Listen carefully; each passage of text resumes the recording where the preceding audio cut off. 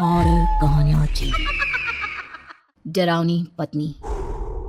फुर्सतगंज नाम के एक शहर में मंगत अपने परिवार के साथ रहता था। मंगत की पत्नी सुनीता ने अभी कुछ महीनों पहले ही एक सुंदर बेटी को जन्म दिया था, जिससे अब मंगत की जिंदगी खुशियों से भर गई थी। सुनो, बच्ची और घर का काम दोनों एक साथ करना मुश्किल हो जाता है।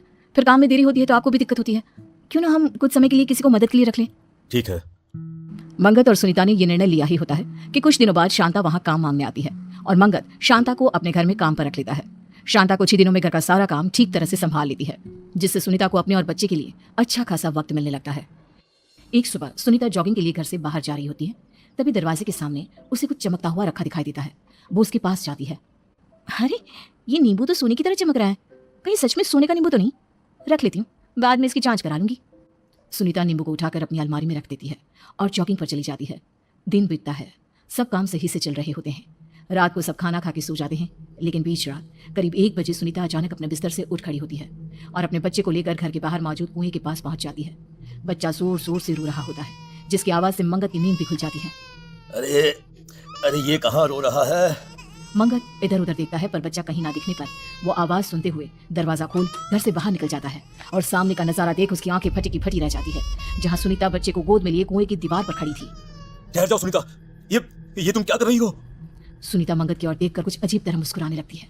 मंगत तेजी से भागकर उसके पास जाता है और बच्चे को छीनकर सुनीता को दीवार से नीचे उतारता है। तुम्हारा दिमाग खराब हो गया है क्या? तुम बच्ची को लेकर यहाँ क्यों आई? आखिर तुम करना क्या चाहती थी? मंगत ये बोल ही रहा होता है कि सुनीता बेहोश हो जाती है। सुनीता की हालत देख मंगत को कुछ समझ में नहीं आता। वो उसे उठाकर कमरे में ले जाता है। आज से पहले सुनीता ने ऐसा कुछ नहीं किया। आखिर ये सब था क्या और क्यों? मुझे विशाल से बात करनी चाहिए। अगले दिन मंगत अपने मनोवैज्ञानिक दोस्त विशाल को फोन करके उसे सारी बात बताता है, जिसके कुछ ही देर बाद विशाल उनके घर पहुंच जाता है और सुनीता से बात करके उसके मन की दशा जानने की कोशिश करने लगता है। अरे तुम चिंता मत करो मंगत, घबराने वाली कोई बात नहीं है। ये स्लीप वॉकिंग का नतीजा हो सकता है। मैंने भाभी को दवाइयां दे दी हैं, अब मैं चलता हूँ, ध्यान रखना अपना।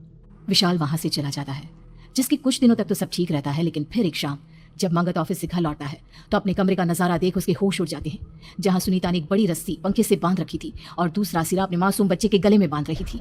सुनीता, अरे तुम पागल हो गई हो क्या? आखिर तुम्हें क्या हो गया है? तुम हमारे बच्चे की जान लेना चाहती हो क्या? हटो यहाँ से। मंगत सुनीता को धक्का दे बच्चे को गोदी में ले लेता है, जिसके बाद एक बार फिर सुनीता बेहोश होकर गिर पड़ती है। मंगत उसी वक्त विशाल को फोन कर घर बुला लेता है। विशाल, मेरी तो कुछ समझ में नहीं आ रहा। आखिर ये सब मेरी जिंदगी में क्यों हो रहा है? न जाने अचानक सुनीता को क्या हो गया है। वो बार बार अपने ही बच्चे की जान लेने की कोशिश क्यों कर रही है? अचानक भाभी को पड़ रहे इन सब दौरों का रीजन तो मुझे भी कुछ समझ में नहीं आ रहा। लेकिन तुम फिक्र मत करो, मैं कुछ सोचता हूँ। बस तुम बच्चे का ध्यान रखना। विशाल सुनीता को एक इंजेक्शन लगाकर वहां से चला जाता है। शांता, मैडम की तबीयत कुछ ठीक नहीं। आज बच्चे को तुम अपने पास बुला लो, मैं सुनीता का ध्यान रखता हूँ, ठीक है? बिल्कुल साहब, कोई दिक्कत नहीं है। शांता बच्ची को लेकर अपने कमरे में चली जाती है और सब सो जाते हैं, लेकिन करीब आधी रात होती ही अचानक मंगत को बच्चे के जोर जोर से रोने की आवाज सुनाई देती है। वो तुरंत उठकर देखता है तो सुनीता अपनी जगह पर नहीं होती। नहीं। मंगत भागता हुआ शांता के कमरे के पास पहुंचता है, लेकिन शांता और बच्चा उसे कहीं दिखाई नहीं देते। आखिर ये दोनों कहाँ गए? मंगत आवाज सुनते हुए घर में इधर उधर घूम रहा होता है। आवाज तो बेसमेंट से आ रही है। आखिर शांता बच्चे को लेकर बेसमेंट में क्या करने गई है? वो फौरन बेसमेंट में पहुंचता है, लेकिन वहां का नजारा देख उसके पैरों तले जमीन खिसक जाती है। शांता ने बच्चे को खून से बने एक गोले के अंदर लिटा रखा था और बगल में आग जलाकर वो जोर जोर से मंत्र पढ़ रही थी। शांता के खुले बाल, लाल सुर्ख आंखें देख डर से मंगत के मुंह से एक शब्द नहीं निकल पाया। वो हिम्मत कर चुपचाप धीरे धीरे बढ़कर बच्चे को उठाने की कोशिश करने लगा, लेकिन तुरंत शांता ने एक लोहे की रॉड से उसके सर पर वार कर दिया। मर गया। अरे अब मुझे कोई नहीं रोक सकता। खून से लथपथ मंगत किसी तरह अपना फोन निकाल विशाल को कॉल लगा देता है। दूसरी तरफ मंगत का बच्चा जोर जोर से रो रहा था और साथ ही शांता बिना रुके तेज आवाज में मंत्र पढ़ी जा रही थी।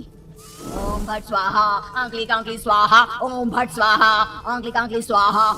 कुछ देर बाद विशाल वहां आता है, पर शांता अपने मंत्रों में इतनी मग्न होती है कि उसका ध्यान उस पर नहीं जाता और इसी का फायदा उठाकर वो चुपके से लोहे के डंडे से शांता पर वार कर देता है और लपक कर उसे पकड़ रस्सी से बांधने लगता है। छोड़ मुझे, तू नहीं बचेगा, कोई नहीं बचेगा यहाँ, छोड़। शांता को रस्सी से बांध विशाल बच्चे को गोदी में उठा लेता है। अपने बच्चे की जान बचती देख मंगत राहत की सांस लेता है। इतने दिनों से मेरे घर में जो अजीबोगरीब घटनाएं हो रही थी, उसके पीछे मेरी पत्नी की मानसिक स्थिति नहीं, तेरा काला जादू था। बोल बोल, ये सब तूने ही किया है ना? बोल। हाँ, तूने बिल्कुल सही कहा, सब मैंने किया, और अगर आज ये बीच में नहीं आता तो मैं अपने मकसद में कामयाबी हो जाती। एक मासूम बच्चे को मारकर आखिर तू कौन सा मकसद पूरा करना चाहती थी? कौन सा? कुछ सालों पहले मेरे बच्चे की मौत हो गई थी। अपनी काली विद्या की मदद से मैं इस बच्चे की बलि चढ़ा, इसके खून को अपने बच्चे की कब्र पर चढ़ा उसे जिंदा कर लेती, पर तूने मेरे बच्चे को फिर मार दिया। मैं इसका बदला जरूर लूंगी। विशाल और मंगत पुलिस को बुला लेते हैं और शांता को उनके हवाले कर देते हैं।